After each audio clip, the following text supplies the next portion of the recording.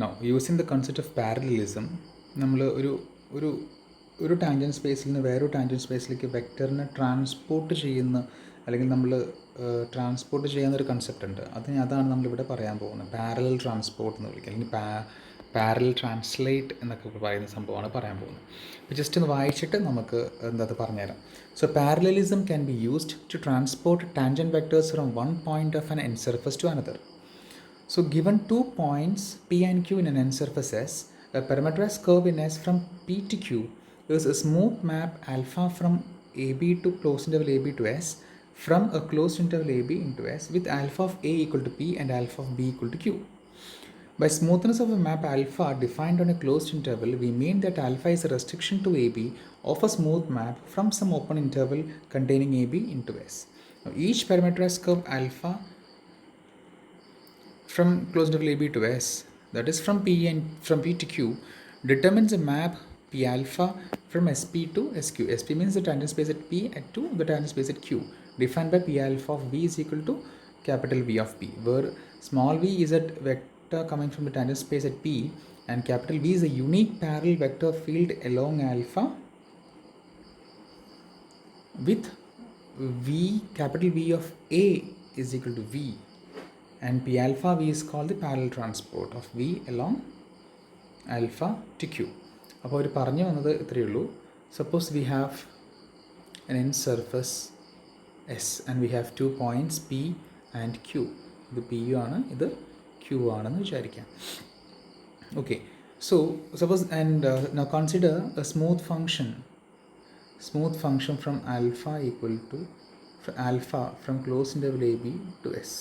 Closed interval A ബിയിൽ നിന്ന് ഇത് എ, ഇത് ബി. ക്ലോസ്ഡ് ഇൻ്റർവൽ എ ബിയിൽ നിന്ന് എസ്സിലോട്ട് ഒരു ഫംഗ്ഷൻ ഉണ്ടെന്ന് വിചാരിക്കുക. ഇത് ആ ഫംഗ്ഷനാണ് ആൽഫ. എങ്ങനെയാണ് ആ ഫംഗ്ഷൻ ഡിഫൈൻ ചെയ്യുന്നത്? എ എന്ന് പറഞ്ഞ പോയിൻ്റ് ഇമേജാണ് പി, ബി എന്ന് പറഞ്ഞ പോയിൻ്റ് ഇമേജാണ് ക്യൂ. അപ്പോഴാണ് എന്ത് alpha A closed interval A ബിയിൽ നിന്ന് പി ക്യൂയിലേക്കുള്ള ഒരു പാരാമീറ്ററൈസ് കർവ് ആവുള്ളൂ. ഇത് സ്മൂത്ത് ആണെന്ന് പറഞ്ഞത് നമ്മൾ സാധാരണ കർവ് എന്ന് പറഞ്ഞത് എവിടെ തുടങ്ങുന്നു എവിടെ അവസാനം പറയാറില്ല. ഇത് പിയും ക്യൂവും തുടക്കം അവസാനം പറയുന്നത് കൊണ്ട് ഇവർ ഉദ്ദേശിക്കുന്നത് ആൽഫ ഒരു ഓപ്പൺ ഇൻ്റർവെല്ലിൽ നിന്നുള്ള സ്മൂത്ത് ഫംഗ്ഷൻ ആണെന്നും ആ smooth function closed level a ബിയിലേക്ക് റെസ്ട്രിക്റ്റ് ചെയ്യുമ്പോൾ കിട്ടുന്ന ഒരു കർവാണ് ഏത് പി മുതൽ ക്യൂ വരെ എന്നുമാണ് ഇവർ ഉദ്ദേശിക്കുന്നത്.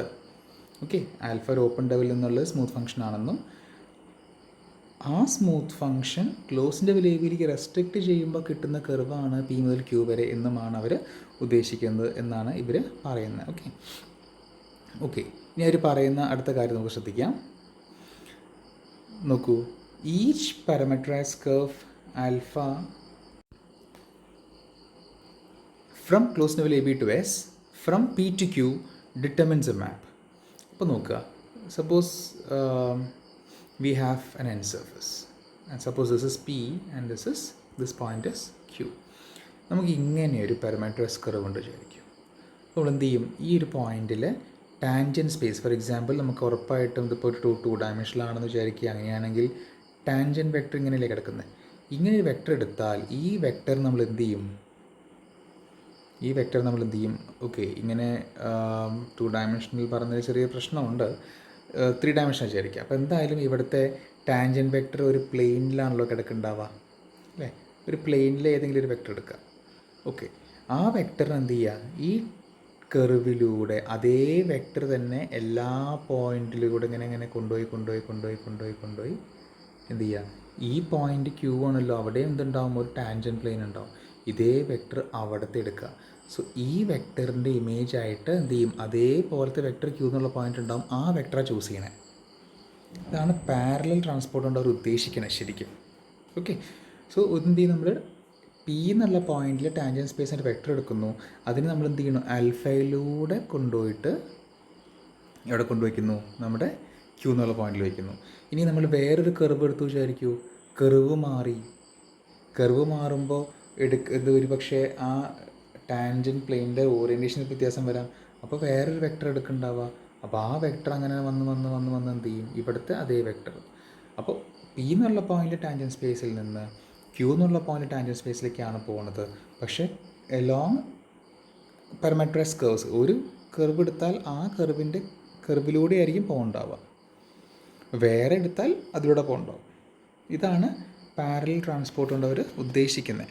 ഓക്കെ, അപ്പോൾ ഇനി അതിൻ്റെ ഡെഫിനേഷൻ ഒന്ന് വായിച്ചാൽ മനസ്സിലാവാൻ വിചാരിക്കുന്നു. Each parameterised curve alpha from A B to S from P to Q determines a map. ഓരോ കർവ് നമുക്ക് ഓരോ മാപ്പാണ് തരാം.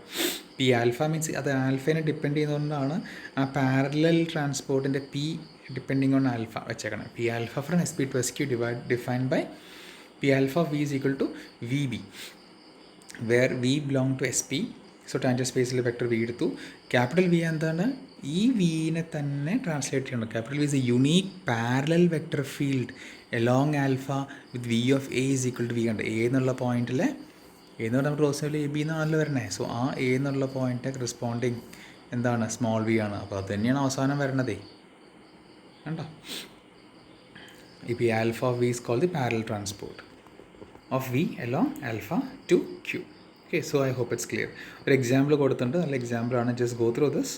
എന്തെങ്കിലും സംശയങ്ങളിൽ പറഞ്ഞാൽ അത് ഇരിക്കാൻ നമുക്ക് നോക്കാവുന്നതേ ഉള്ളൂ. Just refer the diagrams. Okay, അടുത്ത കാര്യം നോക്കൂ. ഒരു സെക്ഷൻ കൂടെ, 2 സെക്ഷൻ കൂടെ നോക്കാനുണ്ട്. Parallel transport from P to Q is path dependent. അത് ഓരോ പാത്തിലൂടെയും ഡിഫറെൻ്റ് ആയിട്ട് പോകുക, പാത്തിനെ ഡിപ്പെൻഡ് ചെയ്യുന്നതാണ് പറയുന്നത്. That is if alpha and beta are 2 parameterized curves in S from P to Q and V belong to SP, then in general P alpha of V is not equal to P beta of V. Parallel transport പാതക്കാരെന്ന് വെച്ചാൽ ആ curve പോകുന്നതനുസരിച്ചിരിക്കുക. ആ കർവിൻ്റെ ആൽഫയിൽ നിന്ന് അല്ലെങ്കിൽ A എന്നുള്ള പോയിന്റിൽ എങ്ങനെയാണ് തുടങ്ങണത്, ആ തുടക്കം അനുസരിച്ചാണ് അവിടെ എന്ത് വരണത്, അതിൻ്റെ കറസ്പോണ്ടിങ് ടാൻജൻറ്റ് പ്ലെയിനാണ് ഫിക്സ് ചെയ്യപ്പെടുന്നത്. കാരണം ടാൻജൻറ്റ് വെക്ടർ ആ സ്റ്റാർട്ടിങ് പോയിന്റ് എന്നല്ലേ വരുന്നത്. അങ്ങനെ ഒന്ന് ആലോചിച്ചാൽ മനസ്സിലാവുന്ന കാര്യമുള്ളൂ. ഇവർ പറയുകയാണ് ടാൻജൻറ്റ് വെക്ടേഴ്സ് നമ്മുടെ ടാൻജൻറ്റ് സ്പേസ് ഓഫ് പി എന്നുള്ള പോയിന്റ് ടാൻജൻറ്റ് സ്പേസിന് വി എടുത്തു, പി എസിലെയാണ്. നമുക്കതിനെ ട്രാൻസ്പോർട്ട് ചെയ്യാം along piecewise smooth curves. ഓരോ കുഞ്ഞു കർവുകളിലൂടെ നമുക്ക് എന്ത് ചെയ്യാൻ പറ്റും, ഒരു പോയിന്റ് വേറെ പോയിന്റിലേക്ക് കൊണ്ടുപോകാൻ പറ്റും എന്നാണ് പറയണത്. അപ്പോൾ അവിടെ നമ്മളൊരു ഒറ്റ കർവാണ് നമ്മൾ alpha from A B to S പറഞ്ഞിരുന്നത്. അതായത് ഇവിടുത്തെ ഉണ്ടോ, ഇവിടെ ആൽഫ ഓഫ് എ എന്ന് പറഞ്ഞ പോയിന്റ് ഇതാണ്, ആൽഫ ഓഫ് ബി ഇതാണ്. ആദ്യമൊക്കെ പറഞ്ഞതൊരു കണ്ടിന്യൂസ് കർവായിരുന്നു. ഇതാകുമ്പോൾ കുറച്ച് പോയിന്റുകളിൽ നിർത്തി പോണ പോലെ ഉണ്ടാവും. ഓക്കെ, ഓരോ ആൽഫ ഓഫ് എ മുതൽ ആൽഫ ഓഫ് T1 വരെ ഒരു ഇതായിട്ട് പോകും, ഒരു ഫസ്റ്റ് സ്മൂത്ത് കർവായി. പിന്നെ അടുത്ത കർവിലൂടെ പോയി അങ്ങനെ തന്നെ പോയി എവിടെ എത്തും, alpha ബിയിലെത്തും. So piecewise smooth parameters curve alpha in S is a continuous map alpha from closed interval AB to S such that the restriction of alpha to ti minus 1 is smooth for each I, where A is equal to T0 less than T1 etc. less than Tk plus n equal to B. Piecewise item പോവാന്ന് പറഞ്ഞിട്ടുള്ളൂ. So the parallel transport V along S alpha A along alpha to alpha of B is obtained by transporting V along alpha to alpha of T1 to get V1 at S alpha of T1. Then transporting V1 along alpha to alpha of T2 to get V2 at S of alpha of T2. And so on, finally obtaining P alpha of B by transporting Vk to S alpha of Tk along alpha to alpha of B. ഇതൊന്നുമില്ല, ഈ ഓരോ piece vase കർവിലൂടെ ആയിരിക്കും ആ vector പാരലായിട്ട് കൊണ്ടുപോകുക എന്നാണ് അവർ പറയുന്നത്. Okay, അടുത്ത തിയറം നോക്കൂ. ഈ തിയറം കുറച്ച് ഇമ്പോർട്ടൻ്റ് ആണ്, എക്സാമിന് ചോദിച്ചിട്ടുണ്ട്. Let S be an n surface in Rn+1. Let P Q belong to S. 2 point എടുത്തു, Rn+1 സർഫസിൽ 2 പോയിന്റ് എടുത്തു. Let alpha be a piecewise smooth curve from P to Q. ഒരു piecewise smooth കർവാണ് പിയിൽ നിന്ന് ക്യൂയിലോട്ട് S.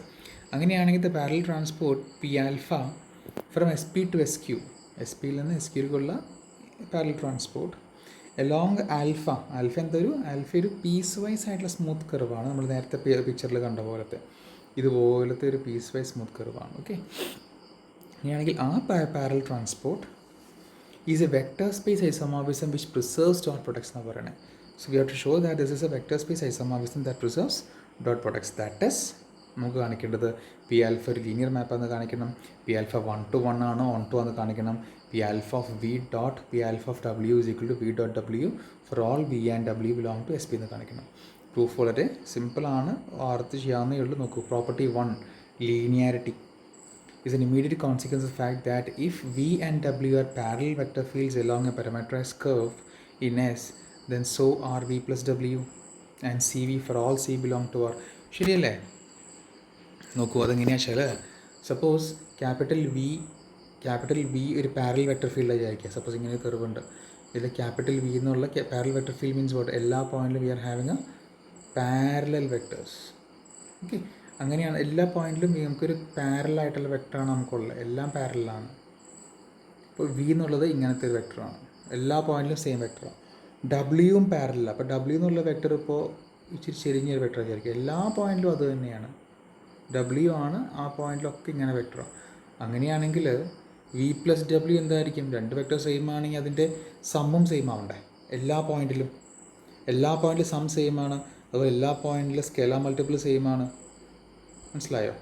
അപ്പോൾ automatically എന്താ, ഇതൊരു ലീനിയർ മാപ്പായി മാറി, ഒരു വെക്റ്റർ സ്പേസ് ആയി മാറും ആക്ച്വലി. ഓക്കെ, സോ അത് നമുക്ക് ഫസ്റ്റ് പ്രോപ്പർട്ടിയൊക്കെ വളരെ സിമ്പിളായിട്ട് അവിടെ നിന്ന് പ്രൂഫ് ആവും. കാരണം എല്ലാ പോയിന്റിലും വി എന്നുള്ള വെക്റ്റർ ഒരെണ്ണം തരുന്നു, ഡബ്ല്യു വേറെ അതും പാരലൽ തന്നെയാണ്. അപ്പോൾ എല്ലാ പോയിന്റിലും സം എടുക്കുമ്പോൾ അഗെയിൻ വി ഗെറ്റ് പാരലൽ, എല്ലാ പോയിന്റിലും പാരലായിട്ടുള്ള സമ്മല്ലേ കിട്ടുക. Okay, I hope it's clear. Similarly എന്താണ് പ്രോപ്പർട്ടി 3 പറഞ്ഞത് നോക്കൂ.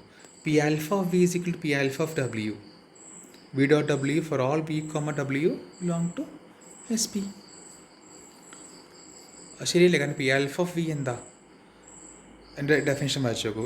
The property 3 follows to the fact that if vector field V and W are parallel, then V dot W is constant. It's obvious. കാരണം നോക്കൂ, പി ആൽഫ ഓഫ് വി എന്ന് പറഞ്ഞാൽ ഒരു P alpha V എന്താ, നമ്മൾക്ക് ഒരു വെക്റ്റർ കിട്ടി.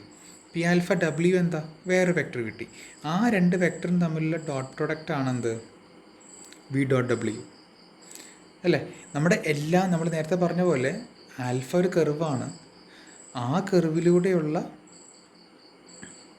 അല്ലേ, ആ കർവിലൂടെയുള്ള രണ്ട് വെക്റ്റർ ഫീൽഡ്സ് ആണല്ലോ നമുക്കിപ്പോൾ തന്നേക്കുന്നത്, ഈ വിയും ഡബ്ല്യുവും. അപ്പോൾ ഓരോ പോയിന്റിൽ നമുക്ക് പി ആൽഫ വി എന്ന് പറഞ്ഞ ഒരു വെക്റ്റർ കിട്ടി, അതേ പോയിന്റിൽ തന്നെ പി ആൽഫ ഡബ്ല്യു വേറെ ഡബ്ല്യു വെക്റ്റർ കിട്ടി. അപ്പോൾ ഒരേ പോയിന്റിൽ തന്നെ രണ്ട് ഡിഫറെൻറ്റ് വെക്റ്റേഴ്സ് എടുത്തു, അത് തന്നെയാണ് എല്ലാ പോയിന്റിലും എടുക്കേണ്ടത്. അപ്പോൾ എല്ലാ പോയിന്റിലും ഡോട്ട് പ്രൊഡക്റ്റ് എന്ത് കിട്ടും നമുക്ക്, സെയിം അല്ലേ വരിക? എല്ലായിടത്തും വിയും ഡബ്ല്യു എല്ലായിടത്തും സെയിം വിയും സെയിം ഡബ്ല്യു അല്ലേ വരുന്നത്. സോ ഡോട്ട് പ്രൊഡക്റ്റ് അവിടെ എന്ത് കിട്ടും, അതൊരു കോൺസ്റ്റൻ്റ് ആണ്, എല്ലാ സ്ഥലത്തും സെയിം കോൺസ്റ്റൻ്റാണ് കിട്ടുന്നുണ്ടാവുക. ഓക്കെ, അപ്പോൾ capital V in dot capital W എന്താവും, കോൺസ്റ്റൻ്റ് ആണ്. ഇനി 1 1 on 2 കാണിക്കണം, അത് എന്ത് കാണിച്ചാൽ മതി, കേർണൽ 0 എന്ന് കാണിച്ചാൽ മതി. അപ്പോൾ നോക്കൂ, പി ആൽഫയുടെ കേർണൽ എന്തായിരിക്കും? പി ആൽഫയുടെ കേർണൽ എന്ന് പറഞ്ഞാൽ ഏത് വെക്ടറിനെയാണോ 0ലേക്ക് മാപ്പ് ചെയ്യണേ അതാണല്ലോ പി ആൽഫയുടെ കേർണൽ എന്ന് പറഞ്ഞാൽ. ഇപ്പോൾ ടാൻജൻറ്റ് സ്പേസിലെ ഒരു വെക്ടർ 0ലേക്ക് പോകണമെങ്കിൽ എന്താവണം, നമ്മൾ ടാൻജൻറ്റ് സ്പേസ് എടുക്കുന്ന വെക്ടർ 0 വെക്ടർ ആവണം അല്ലേ? കാരണം എന്താ, നമ്മൾ ഒരു വെക്ടർ എടുത്ത് അതേ വെക്ടർ എടുത്ത് നീക്കി പോവുമല്ലോ, അതല്ലേ നമ്മുടെ മാപ്പും കൊണ്ട് ഉദ്ദേശിക്കണേ. അപ്പോൾ പി ആൽഫ ഓഫ് വി 0 ആണെങ്കിൽ ആ വെക്ടർ എന്താ, 0 വെക്ടർ ആവണം, ആ വെക്ടർ 0 ആണ്.